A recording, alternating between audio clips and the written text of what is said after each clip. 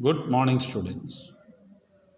In the previous lesson, we had discussed about marginalization.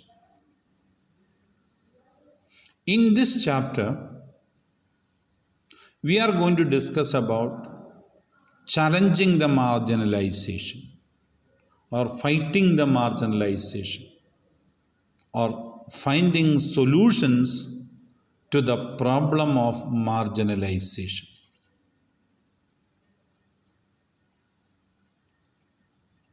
In any society, the groups of the persons who are not equally getting treated, they are called marginalized people.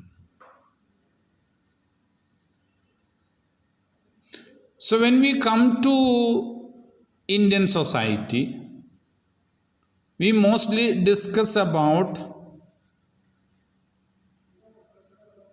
socially marginalized, economically marginalized, religiously marginalized, and sexually marginalized.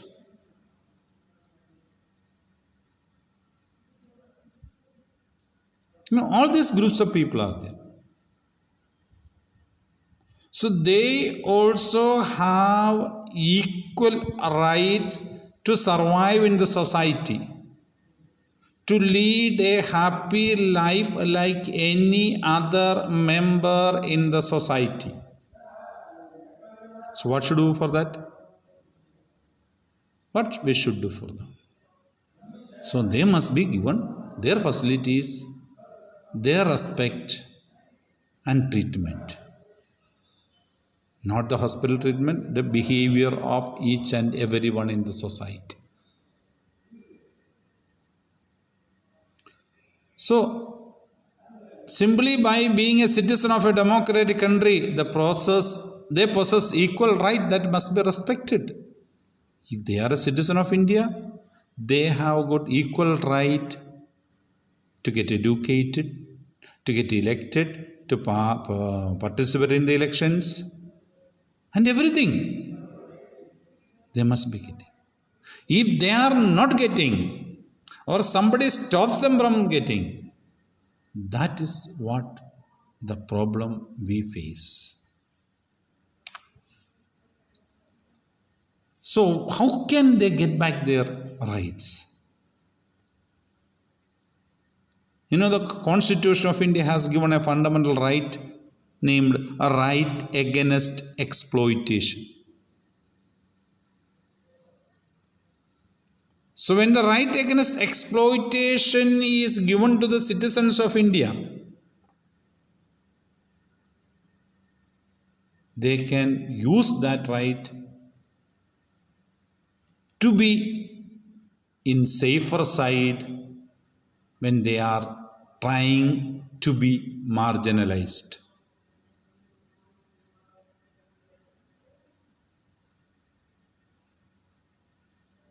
The Constitution had a dream. In the dream it tells, we the people of India having solemnly resolved to constitute India into sovereign, socialist, secular, democratic republic and to secure all its citizens justice,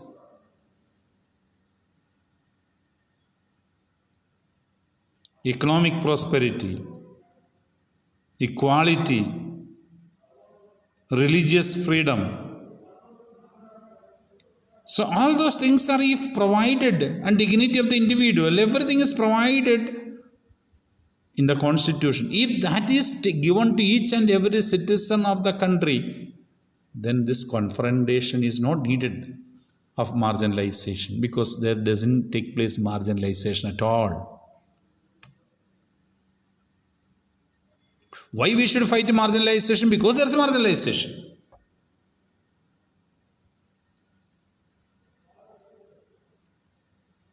Because of the marginalized group of people, many rules and regulations are made by the parliament. For ladies, anti-dowry, sexual harassment,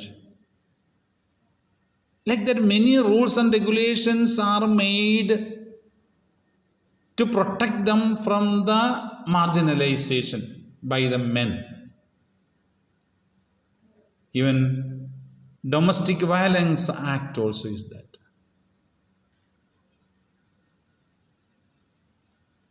The struggles of the marginalized have influenced government to frame new laws. In every field it is. With the spirit of fundamental rights. Article 17 of the Constitution, that untouchability has been abolished. No one can henceforth prevent the Dalits from educating themselves, entering temples, using public facilities. Earlier, the lower caste people were not permitted to go to schools. You might have heard about Ambedkar. Ambedkar was asked to sit out of the classroom to study. Since he was interested to study, he continued. Most of the students would have left that activity and gone. Because he has no right to sit along with the upper caste members on the benches or inside the classroom. You think of the situation. That's a marginalization. How much humiliation it is. When all the members are sitting together and they enjoy, he has to sit outside and he is not permitted to talk or interact with other members of the class. How much marginalization is there? So such kind of horrible marginalization were experienced by the Dalits. Last year we have seen. They were not even permitted to eat and sit along with others anywhere. Here itself it is mentioned they were not permitted to enter into temples. Even praying to God, they have to stand in far away places. And they cannot come on the way of the upper class. They are untouchables. But their services are needed for the upper class.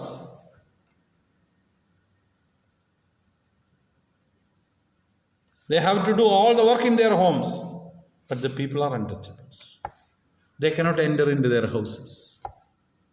They cannot come face to face. They cannot stand up and talk with others. So such a kind of marginalization was available. That is why untouchability was made a punishable crime, so that all the lower class members of the society would be treated equally. Telling that you are low caste, move away. Nobody can use such a kind of terms against the lower class. If there is a public well constructed by the government, that can be utilized by anybody. Still it is going on. Marginalization. Now the cases in different parts of India, you may be knowing it. Article 15 of the Constitution notes that no citizen of India shall be discriminated against on the basis of religion. Everywhere equal treatment should be given to any person who belongs to any religion. Race, Aryans, Dravidians, Mongolians, like that, any race, equal. Caste, no caste should be asked or identified of anybody. Sexual, nowadays government has accepted there are persons who don't belong to any sex, neutral gender. They are neither male nor female. Government has accepted third gender discord. So, that much governmental policy, because every individual and every human being has got the right to live and to be born to that situation, it is not his mistake. So, everybody should be given equal chance. After giving equal chance to survive and grow up, then the person has got his responsibilities. So, that is important, we must know it. Minority groups have drawn their power from the fundamental rights of our constitution. Our fundamental rights given to religion, equality, freedom of religion, everything. Your language, your culture should be preserved. For that we have got a fundamental right, cultural and educational rights. Anybody who is having his own language, he wants to preserve, he can preserve. So such a kind of cultural and educational rights are provided by the Constitution of India, so that the citizens of India will have equal rights. The case of cultural and educational rights, distinct cultural and religious groups like Muslims and Parsis and Christians or any other groups can have their own language. We have got so many languages in India. So every language group can have their education institutions to preserve their language. Any language group can have their training centers or any cultural activities, and their cultural things can be practiced anywhere in India. Only thing is that it should not disturb or create any harm to any other members of the society. That is the responsibility of each and everyone. So, the cultural rights, educational rights, all these rights provide or try to make Indian society a non-marginalized society. In your class or sometimes this kind of marginalization takes place. It is your responsibility to see that your friend all are getting equal treatment. Sometimes we may feel it's a fun to scold others. But when it comes to reality, it is not a fun. The person who is affected will have a great mental problem for him.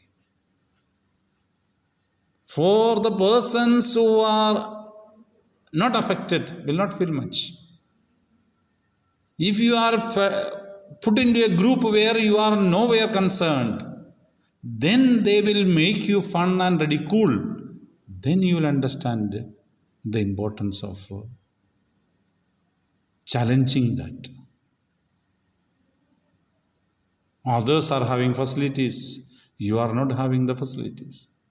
You have got your language, and your language nobody else is ready to study, or the others who don't permit you to speak your language, then you face a lot of problem. So there you have to confront. And if you utter a word in your language, they will slap you, they will attack you. That creates a lot of problem for you. That should not happen. If those things are removed, then the social changes will take place in Indian society. Okay, thank you very much.